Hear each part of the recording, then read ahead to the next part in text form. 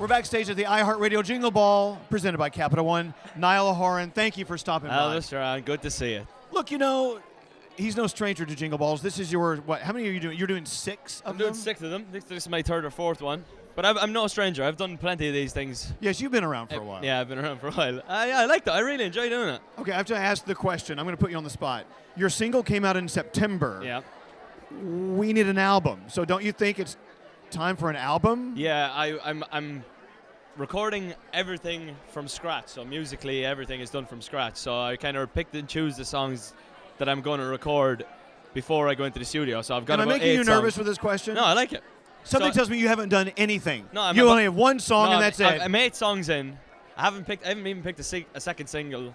I'm kind of a little bit behind on time, but I kind of didn't want to put any time pressure on myself. I just get it done when it's done, and then let you know. And you'll be the first man to play it. I will. More than likely. So you're out there flying around on your own. Are Yeah. you loving it? Are you loving making your own decisions? Are you loving the fact that it's just you? And are you a little nervous about it?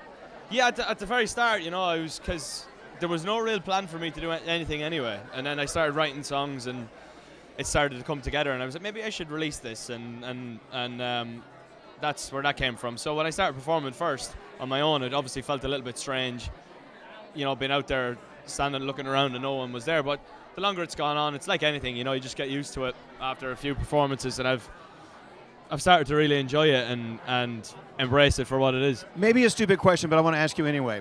As a songwriter, performing your song versus performing someone else's song, I mean, There's nothing better than hearing your words been sung back that you sat and wrote. Is that what you're asking? Yeah. It's a very personal thing, though. You're definitely, putting your thoughts out there. Do you ever start to write a song about something very personal about your life, and you go, no, I don't want them to know that quite yet?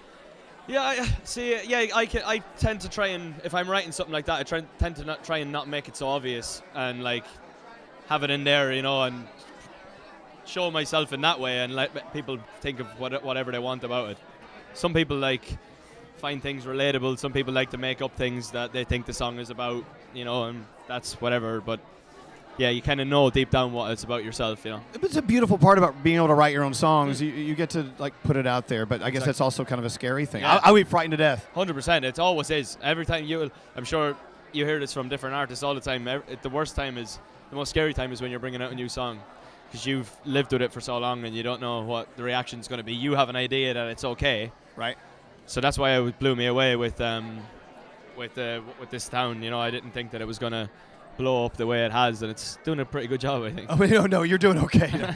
Nothing to worry about. Niall, congratulations. Thanks very much. We're so proud of you. We Good need to more see- music. Bring it. Bring will. some more music. Niall Horan, backstage, iHeartRadio's Jingle Ball, presented by Capital One.